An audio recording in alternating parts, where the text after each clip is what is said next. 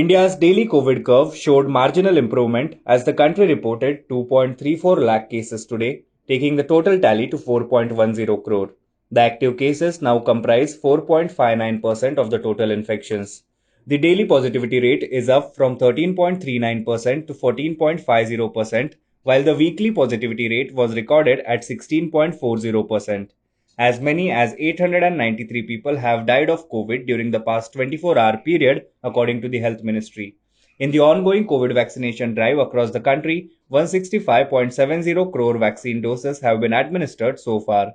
Over 75% of the country's adult population is now fully vaccinated against COVID-19. Moving on to the next news, Britain is preparing to offer NATO a major deployment of troops, weapons, warships, and jets in Europe. Prime Minister Boris Johnson announced Saturday to respond to rising Russian hostility towards Ukraine. This offer, said to be made to NATO military chiefs next week, could see London double the approximately 1,150 UK troops currently in Eastern European countries and defensive weapons sent to Estonia, his office said.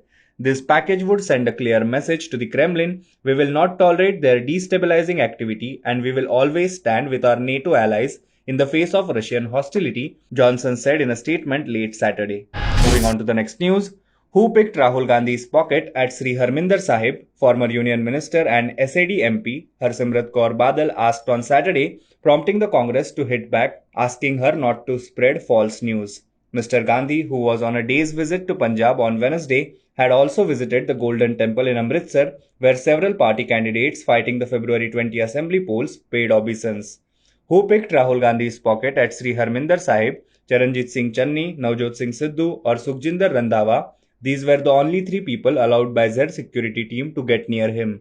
Or is it just one more attempt to bring bad name to our holiest shrine after the Beadbi incidents? Asked Harsimrat Kaur. She, however, did not give any other details about the alleged incident.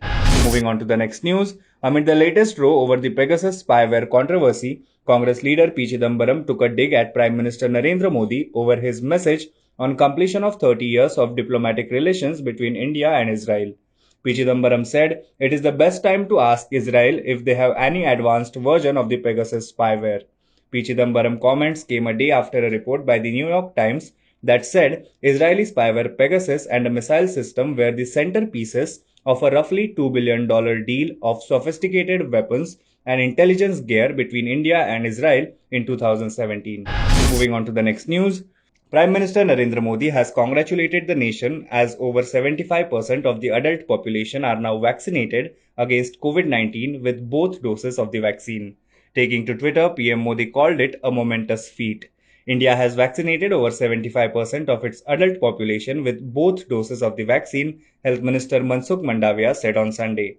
Taking to Twitter, Mansukh Mandavia wrote in Hindi, which loosely translated in English reads, with the mantra of Sabka Saath, Sabka Prayas, India has achieved 75% of its adult population with both doses of the vaccine.